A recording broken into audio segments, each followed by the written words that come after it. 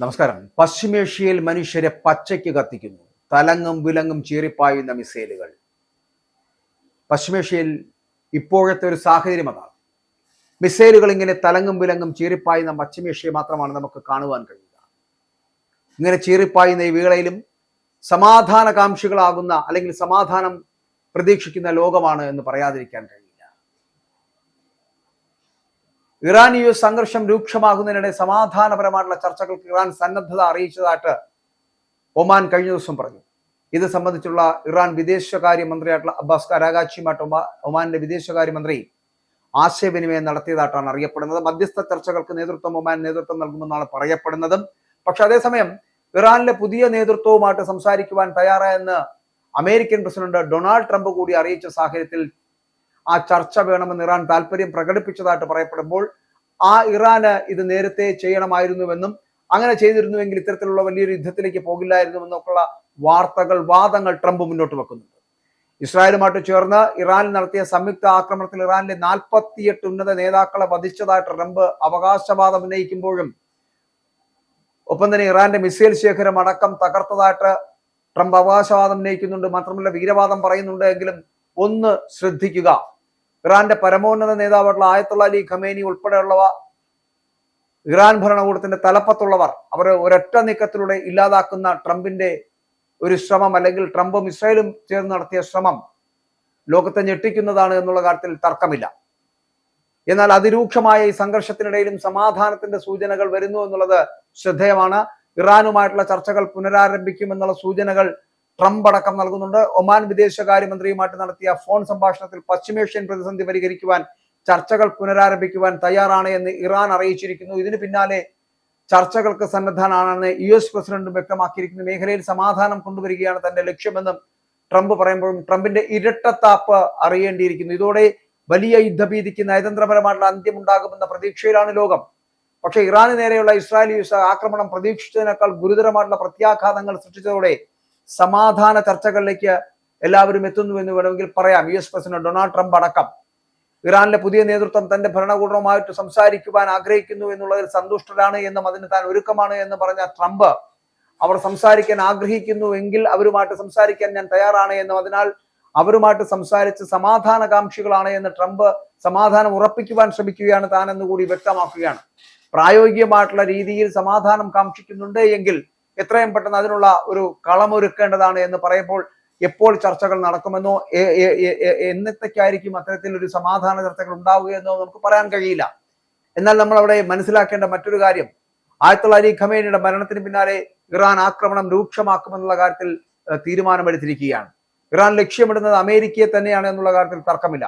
Iran വിദേശകാര്യമന്ത്രിയായിട്ടുള്ള Abbas അരഗാച്ചി അടക്കം സഹോദരങ്ങളെല്ലാം ആക്രമിക്കുന്നത് എന്ന് അമേരിക്കയാണ് എന്ന് പറഞ്ഞ അബ്ബാസ് അരഗാച്ചി അമേരിക്ക നടത്തിയ ആക്രമണങ്ങളോടുള്ള പ്രതികാരമാണ് ഇറാൻ നടത്തുന്നത് എന്ന് കൂടി വ്യക്തമാക്കി. വരും ദിവസങ്ങളിൽ ക്രൂരമായിട്ടുള്ള ആക്രമണങ്ങൾക്ക് മുതിരുമെന്നുള്ള കാര്യത്തിൽ തർക്കമില്ല എന്നുള്ള അറിയിപ്പാണ് ഇറാൻ അതിലൂടെ മുന്നോട്ട് വെക്കുന്നത്. അമേരിക്കൻ സൈന്യം ആക്രമിക്കുകയാണ്, നമുക്ക് സ്വയം പ്രതിരോധിക്കുകയല്ലാതെ മറ്റു മാർഗമില്ല. ഇത് അമേരിക്കയും ഇസ്രായേലും അടിച്ചേൽപ്പിക്കുന്ന യുദ്ധമാണ് എന്നും യുദ്ധം നിർത്താൻ ഇറാന് മേൽ സമ്മർദ്ദം ചെലുത്തരുത് എന്നും യുദ്ധം നിലനിർത്താൻ അല്ലെങ്കിൽ യുദ്ധം നിർത്താൻ സമ്മർദ്ദം ചെലുത്തേണ്ടത് അമേരിക്കയ്ക്കും ഇസ്രായേലിനും മേലാണെന്നും അബ്ബാസ് അരഗാച്ചി വ്യക്തമാക്കുന്നത് ഇറാൻ ആഗ്രഹിച്ചു തുടങ്ങിയ യുദ്ധമല്ല എന്നാണ്. ഇറാൻ ആക്രമണങ്ങളെ സൈനിക ലക്ഷ്യങ്ങളിൽ മാത്രമായി പരിമിതപ്പെടുത്തുവാൻ ശ്രമിക്കുകയാണ് എന്ന് പറയപ്പെടുന്ന അരഗാച്ചി പക്ഷേ അമേരിക്കയും ഇസ്രായേലും ചേർന്ന് സംയുക്തമായി നടത്തിയ അപ്രതീക്ഷിതമായിട്ടുള്ള ആക്രമണത്തെ വളരെ കൃത്യമായിട്ടുള്ള രീതിയിൽ പ്രതിരോധിക്കുകയും ചെയ്യുന്നുണ്ട് എന്നുള്ളതാണ്. അമേരിക്കയ്ക്കും ഇസ്രായേലിനും അവരുടെ ലക്ഷ്യം കൈവരിക്കുവാൻ കഴിയില്ല എന്നും യുദ്ധത്തിൽ നിന്നും ഒരു നേട്ടവും ലഭിക്കില്ല എന്നും പറയപ്പെടുന്ന ഇറാൻ ഹോർമുസ് കടലിടുക്ക് അടയ്ക്കുവാൻ ഉദ്ദേശമില്ലെന്നും പരമോന്നത നേതാവിനെ ദിവസങ്ങൾക്കുള്ളിൽ തെരഞ്ഞെടുക്കുമെന്നും പറയപ്പെടുമ്പോഴും പരമോന്നത ആത്മീയ നേതാവായിട്ട് ആയത്തുള്ള അലി ഖമേനിയുടെ കൊലപാതകങ്ങൾക്ക് ഏറ്റവും കടുത്ത ശിക്ഷ നൽകേണ്ടതിന്റെ ആവശ്യകത കൂടി മുന്നോട്ട് വെക്കുകയാണ്. മാത്രമല്ല ഇറാൻ ചരിത്രത്തിലെ ഏറ്റവും രൂക്ഷമായിട്ടുള്ള ആക്രമണം ഏത് നിമിഷവും ആരംഭിക്കാമെന്ന് തന്നെയാണ് ഇറാൻ റവല്യൂഷണറി ഗാർഡ്സ് സമൂഹ മാധ്യമത്തിലൂടെ കുറിച്ചു വെച്ചിരിക്കുന്നത്. അതായത് ഒരു കാര്യം ഉറപ്പാണ്, എത്രയൊക്കെ ആരൊക്കെ സമാധാനം ഉണ്ടാക്കിയാലും അമേരിക്കയും പ്രത്യേകിച്ച് വിശിഷ്യ ഇസ്രായേലിന്റെ പ്രധാനമന്ത്രി ബെഞ്ചമിൻ നെതന്യാഹുവും വിടുന്ന കാര്യം അല്ലെങ്കിൽ അവരെ മാപ്പ് കൊടുത്ത് പറഞ്ഞയക്കുന്ന കാര്യം ഇറാന്റെ ഡിക്ഷണറിയിലേ ഇല്ല എന്നുള്ളതാണ്. അതുകൊണ്ടാണ് അമേരിക്കയും ഇസ്രായേലും ഇതുവരെ അനുഭവിച്ചിട്ടില്ലാത്ത ഒരു ശക്തി ഉപയോഗിച്ച് അവരെ ആക്രമിക്കുമെന്ന് ഇറാൻ ഇസ്ലാമിക് റവല്യൂഷണറി ഗാർഡ് ഇതുമായിട്ട് ബന്ധപ്പെട്ട കൃത്യമായിട്ടുള്ള നിർദ്ദേശം പറയുന്നത്. അലി ലാരിജാനി തന്നെയാണ് ഇത്തരത്തിലൊരു മുന്നറിയിപ്പ് നേരത്തെ നൽകിയിരുന്നത്. കഴിഞ്ഞ ദിവസം അമേരിക്കയിലും ഒപ്പം തന്നെ ഇസ്രായേലും ഇറാന്റെ മിസൈലുകൾ വർഷിക്കുന്നത് നമ്മൾ കണ്ടതാണ്. അവർക്ക് നാശനഷ്ടം നേരിട്ടതാണ്. അത് ഇനി അങ്ങോട്ട് ചെയ്യാൻ പോകുന്ന അവർ ഇതുവരെ അനുഭവിച്ചിട്ടില്ലാത്ത ഒരു ശക്തി ഉപയോഗിച്ചുകൊണ്ട് അവരെ തകർക്കുക എന്നുള്ള ലക്ഷ്യത്തോടു കൂടി മുന്നോട്ട് പോകാൻ ശ്രമിക്കുകയാണ് എന്ന് തന്നെയാണ് supreme national security council secretary Ali Larijani, അതായത് ഇറാന്റെ നേതാവാണ്, അദ്ദേഹം പറയുന്നത്. അപ്പോൾ ഇറാനെതിരെയുള്ള ഇസ്രായേൽ ആക്രമണത്തെ അപലപിച്ചുകൊണ്ടും അനുകൂലിച്ചുകൊണ്ടും ലോകരാജ്യങ്ങൾ രംഗത്തെത്തിയിട്ടുണ്ട്. ആക്രമണത്തെ ഇറാന്റെ സഖ്യകക്ഷിയുമായിട്ടുള്ള റഷ്യ ശക്തമായിട്ടുള്ള ഭാഷയിൽ അപലപിച്ചിരിക്കുന്നു. ഐക്യരാഷ്ട്രസഭ അംഗമായിട്ടുള്ള പരമാധികാര സ്വതന്ത്ര രാജ്യത്തിനെതിരെ മുൻകൂട്ടി ആസൂത്രണം ചെയ്ത പ്രകോപനമില്ലാത്ത സായുധ ആക്രമണമാണിത് എന്ന് വിദേശകാര്യ മന്ത്രാലയം കുറ്റപ്പെടുത്തിയിരിക്കുന്നു. റഷ്യയുടെ ആണവ പദ്ധതിയിൽ ആശങ്കയുണ്ട് എന്ന് വാദിച്ച് ഇറാനിലെ ഭരണകൂടം അല്ലെങ്കിൽ ഭരണത്തെ അട്ടിമറിക്കുവാൻ ശ്രമിക്കുകയാണ് യുഎസും ഇസ്രയേലും എന്ന് റഷ്യൻ മന്ത്രാലയം തുറന്നടിച്ചു പറയുകയാണ്.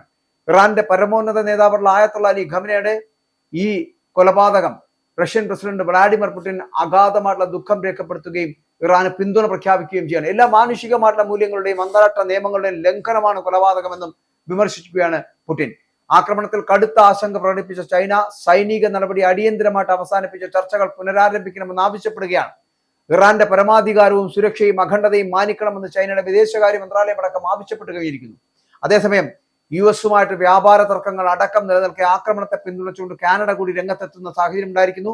പശ്ചിമേഷ്യയിലെ അസ്ഥിരതയുടെയും ഭീകരതയുടെയും പ്രധാന ഉറവിടം ഇറാനാണ് എന്ന് കാനഡയുടെ പ്രധാനമന്ത്രിയായിട്ടുള്ള മാർക്ക് കാർണി ആരോപിക്കുകയും ചെയ്തു. ഈ ആക്രമണത്തെയൊക്കെ അപലപിച്ചിട്ടുള്ള ഫ്രഞ്ച് പ്രസിഡന്റ് ഇമ്മാനുവൽ മാക്രോണും ബ്രിട്ടീഷ് പ്രധാനമന്ത്രിയായിട്ടുള്ള കെയർ സ്റ്റാർമറും തിരിച്ചടിയിൽ നിന്ന് ഇറാൻ പിന്മാറണമെന്ന് ആവശ്യപ്പെടുകയാണ്. യുദ്ധത്തിൽ തങ്ങൾക്ക് പങ്കില്ല എന്നും ഇറാനുമായിട്ട് ചർച്ച പുനരാരംഭിക്കണമെന്നും ചർച്ചയിലൂടെ ഒത്തുതീർപ്പുണ്ടാക്കുന്നതിനെയാണ് തങ്ങൾ അനുകൂലിക്കുന്നത് എന്നും ഭാവി തീരുമാനിക്കുവാനുള്ള അവകാശം ഇറാൻ ജനതയ്ക്ക് വിട്ടുനിൽക്കണമെന്നും ഈ പറയുന്ന രണ്ട് രാജ്യങ്ങളും ആവശ്യപ്പെടുന്നുമുണ്ട്. അതേസമയം ഇറാന്റെ പ്രത്യാക്രമണത്തെ കഴിഞ്ഞ ദിവസം ബ്രിട്ടീഷ് പ്രതിരോധ മന്ത്രി ജോൺ ഹീലി രൂക്ഷമായിട്ട് വിമർശിച്ചു. ഇറാൻ വിവേചനരഹിതമായിട്ട് വ്യാപക ആക്രമണമാണ് നടത്തുന്നത് എന്നും ആയത്തുള്ള അലി ഖമേനി നടത്തി വന്നത് ഒരു ഭരണകൂടമാണ് എന്ന് തെറ്റിദ്ധരിക്കരുത് എന്നും പതിറ്റാണ്ടുകളായിട്ട് സ്വന്തം പൗരന്മാരെ കൊന്നൊടുക്കുകയും ബ്രിട്ടൻ ഉൾപ്പെടെയുള്ള രാജ്യങ്ങൾക്കെതിരെ ഭീകര പ്രവർത്തനങ്ങൾ നടത്തുകയും ചെയ്ത തിന്മയുടെ ഉറവിടമാണ് ഖമേനി എന്നുമാണ് Healy ആരോപിച്ചത്.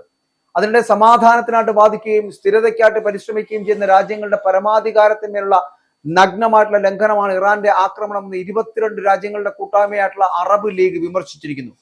Kuwait, Bahrain, Qatar, UAE തുടങ്ങിയ രാജ്യങ്ങളിലെ US സൈനിക താവളങ്ങൾ ലക്ഷ്യമിട്ടുള്ള ഇറാൻ ആക്രമണങ്ങളെ മൊറോക്കോയും ജോർഡനും സിറിയയും UAEയും അപലപിച്ചു. ഇറാന്റെ വഞ്ചനാപരമായിട്ടുള്ള ആക്രമണം പരമാധികാരത്തിന്റെ നഗ്നമായിട്ടുള്ള ലംഘനമാണ് എന്ന് സൗദി അറേബ്യയും തുറന്നടിച്ചു. ഇറാനുമായിട്ടുള്ള ചർച്ചകൾക്ക് മധ്യസ്ഥ വഹിച്ച ഒമാൻ US ആക്രമണത്തെ കടുത്ത ഭാഷയിൽ വിമർശിച്ചു.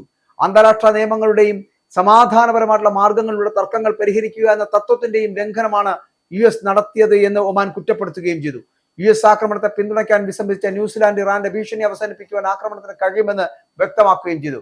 ഒരു സർക്കാരിന്റെ നിയമസാധുത രാജ്യത്തെ ജനങ്ങളാണ് തീരുമാനിക്കേണ്ടത് എന്നും ഇറാന്റെ ഭരണകൂടത്തിനുള്ള ജനപിന്തുണ അത് വളരെ മുമ്പ് തന്നെ നഷ്ടപ്പെട്ടതാണ് എന്ന് ന്യൂസിലാൻഡ് പ്രധാനമന്ത്രി ക്രിസ്റ്റഫർ ലക്സണും വിദേശകാര്യ മന്ത്രിയായിട്ടുള്ള വിൻസ്റ്റൺ പീറ്റേഴ്സണും സംയുക്ത പ്രസ്താവനയിലൂടെ അറിയിക്കുകയും ചെയ്തു. ഇറാൻ ഭരണകൂടത്തെ അട്ടിമറിക്കുവാൻ ലക്ഷ്യമിട്ട് USഉം ഇസ്രായേലും ആരംഭിച്ച സൈനിക നീക്കത്തിനിടെ ഇറാൻ ഇസ്ലാമിക് റിപ്പബ്ലിക്കിന്റെ പരമോന്നത നേതാവുമായിട്ടുള്ള ആയത്തുള്ള അലി ഖമേനി കഴിഞ്ഞ ദിവസം, അതായത് ശനിയാഴ്ച പുലർച്ചെ കൊല്ലപ്പെടുന്ന സാഹചര്യം ഉണ്ടായി. അദ്ദേഹത്തിന്റെ ഓഫീസിൽ നടന്ന ആക്രമണത്തിൽ ദേശീയ പ്രതിരോധ കൗൺസിൽ മേധാവി അലി ഷംഖാനി, ഇറാൻ പ്രതിരോധ മന്ത്രിയായിട്ടുള്ള അസീസ് നസീർ സാദ, IRGC തലവനായിട്ടുള്ള മുഹമ്മദ് പാക്പൂർ എന്നിവരും ഈ ഖമേനിയുടെ മകൾ, മരുമകൻ, ചെറുമകൻ എന്നിവരുൾപ്പെടെയുള്ള 40 പേർ ആ ആക്രമണത്തിൽ കൊല്ലപ്പെടുകയാണ് ചെയ്തത്. അങ്ങനെ പശ്ചിമേഷ്യയിൽ സത്യത്തിൽ മനുഷ്യരെ പച്ചയ്ക്ക് കത്തിക്കുന്ന ഒരു സമീപനമാണ് നടന്നുകൊണ്ടിരിക്കുന്നത്. തലങ്ങും വിലങ്ങും ചീറിപ്പായുന്ന മിസൈലുകളാൽ മുഖരിതമായിട്ടുള്ള അന്തരീക്ഷം, പുകയും വെടിയും മാത്രമുള്ള തീഗോളങ്ങൾ മാത്രം കൊണ്ട് നിറയുന്ന ഒരിടമായിട്ട് തീരുന്നു ഈ പറയുന്ന പശ്ചിമേഷ്യ.